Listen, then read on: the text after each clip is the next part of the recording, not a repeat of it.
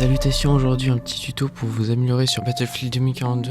Bon, tout d'abord, il faut être ouvert à changer de gameplay, sinon ça va être vraiment compliqué d'appliquer mes conseils. Je suis pas un giga chat de BF 2042, mais je sais qu'il y a des gens en dessous de moi dans les tableaux des scores. Donc les gars, c'est fait pour vous. Et d'ailleurs, ce tuto a pour base le tableau des scores, non pas le KD. Donc si vous voulez avoir du KD, faudra jouer moins agressif que moi, hein, vraiment. Bon, alors pour ce premier tuto, on va voir surtout les mouvements. Principalement la glissade et le saut, se coucher ne servant très peu dans BF. Et d'ailleurs, s'il y a des campeurs de Call of, bon, c'est votre problème, hein, juste vous êtes des campeurs. Et sur BF, être campeur, ça marche vraiment bof bof. Bon, alors revenons au mouvement. Tout d'abord, le fait de s'allonger. Bon, ça peut servir quand on est en détresse et qu'on peut pas se cacher juste en s'accroupissant. Par exemple derrière un petit caillou, mais c'est toujours mieux de s'accroupir parce que vous gardez votre mobilité. Ou alors ça peut servir pour certaines armes à trépied pour avoir vraiment une bonne stabilité. Contre un petit rebord par exemple. Ou alors au bord d'une falaise pour se cacher des ennemis en dessous. Mais sinon le plus important c'est le cancel side qui permet de gagner 10% de vitesse et qui rend votre hitbox vraiment plus compliqué à toucher. Bon alors comment le faire? Bon déjà si vous savez déjà le faire, bien le maîtriser, ça sert à rien de regarder cette partie. Bon alors en 4 étapes, il vous suffit de faire une course tactique et de sauter, glisser, puis cancel en sautant, ce qui vous donnera un énorme avantage car vous pourrez surprendre l'ennemi et vous garder une bonne précision avec votre arme. Par exemple contre un mur, vous pourriez l'utiliser en sautant avant d'être visible pour que la glissade s'effectue avant que la personne vous voie et avoir une hitbox déjà loin du bord pour ainsi le tuer sans impunité. Bon alors on va passer au gameplay, la partie la plus complexe à expliquer, mais bon je vais essayer de faire ce que je peux. Bon alors je vous conseille de jouer agressif, comme ça vous aurez une longueur d'avance sur vos ennemis.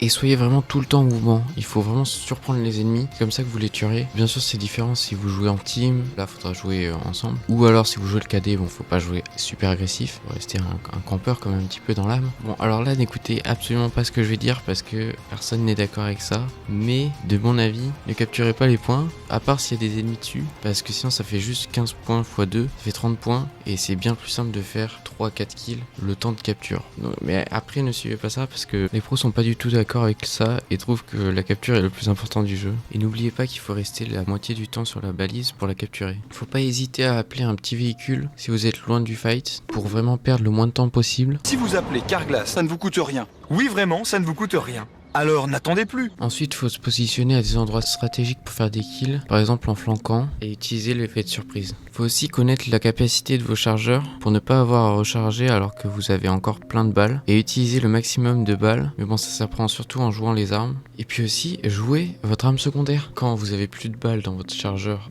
d'arme principale, utilisez votre arme secondaire pour avoir plus de balles, et vous pouvez même sortir le couteau si l'ennemi est proche. Comme ça, l'ennemi est désarmé. Battlefield, c'est un jeu de rotation. Vous faites un kill ou deux, puis vous repartez, vous rechargez, vous vous remettez bien, puis vous revenez. Bon alors j'espère que c'est pas trop brouillon, j'ai sûrement oublié plein de trucs aussi, mais bon, on va passer à l'équipement.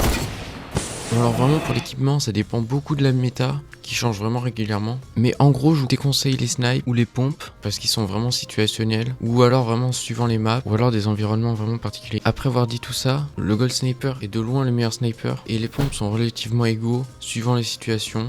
Je vous conseille donc les AR ou les SMG longue distance, ou même les mitrailleuses si vos ennemis sont à la ramasse. Pour en citer quelques-unes, la PP29 est depuis le début du jeu une arme redoutable et certainement la meilleure pour qui sait l'utiliser. Elle est très bonne à moyenne distance et en combat rapproché, elle rivalise avec les autres SMG et ses 65 balles qui permettent d'enchaîner les kills sans recharger. J'affectionne aussi beaucoup la K24. Même si tout le monde n'est pas fan, mais en ce moment en tout cas elle est vraiment très forte. Grâce à son tambour, elle peut tirer à longue portée, mais aussi être très bonne en combat rapproché. Il y a aussi tout le temps une arme méta, mais bon je trouve ça un peu claqué, c'est pas très fun de jouer avec un énorme avantage. Mais bon après si vous êtes en bas du tableau, ça peut vous permettre de faire quelques kills.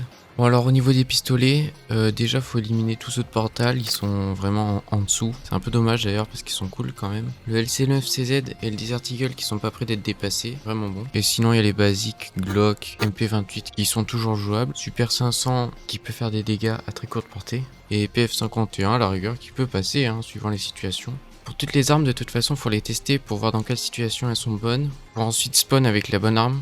Pour les spécialistes il y en a deux qui surpassent tous les autres. Mackay déjà que je joue quasiment exclusivement, il peut surprendre avec son grappin et permet de se déplacer plus vite. Et Falk qui a son pistolet de soin et peut se réapprovisionner en munitions grâce à sa caisse à munitions. Ainsi que réanimer ses alliés, c'est vraiment le spécialiste le plus polyvalent.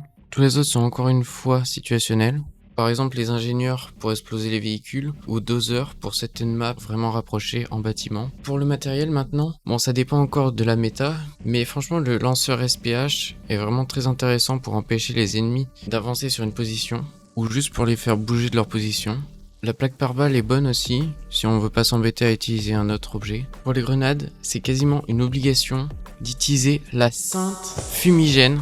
Si vous ne voulez pas mourir comme une merde à chaque fois que vous spawnez, elle a plein d'atouts. Elle vous permet de vous cacher dedans pour Jouer à cache-cache. reprendre de la vie et surtout vous cacher d'un angle que vous ne pouvez pas surveiller. Et si vous n'avez pas d'arme longue portée, lancez vos fumigènes pour avancer sur un point pour ne pas vous faire sniper. Pour faire simple, c'est vraiment l'objet qu'il faut savoir utiliser pour se sauver de situations difficiles. Bon voilà, on est à la fin de la vidéo. Je vous ai dit tout ce que je pense important à travailler pour être en haut du tableau. Mais encore une fois, je fais cette vidéo tout en sachant que je ne suis pas le Gotaga de ce jeu. Donc prenez ou pas mes conseils, comme vous voulez. Et de toute façon, le jeu n'est clairement pas compétitif. Donc n'oubliez pas de prendre du plaisir quand vous jouez. Et sur ce, bonne nuit!